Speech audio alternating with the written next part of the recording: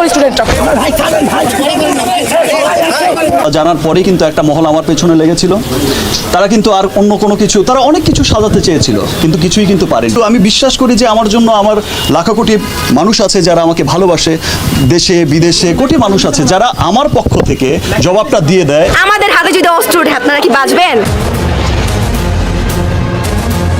এখনো চলমান ভয়াবহ কোটা বিরোধী আন্দোলন। দিনে এমনকি রাতের আধারে ছাত্রছাত্রীদের তুলে নিয়ে যাচ্ছেন পুলিশ ও ছাত্রলীগ, এমনটি জানিয়েছেন ছাত্রছাত্রীরা। তাছাড়া জনসম্মুখে সরাসরি গুলি করতে দেখা যাচ্ছে ছাত্রছাত্রীদের উপর। এদিকে এক ছাত্রী সরকারকে উদ্দেশ্য করে বলেন, আমাদের হাতে যদি একবার অস্ত্র ওঠে তাহলে আপনারা কি বাঁচবেন? সরকারকে আমার একটা প্রশ্ন, আমরা তো হাতে অস্ত্র নেই নাই, আমরা খালি লাঠি আর ইট নিয়ে নামছি।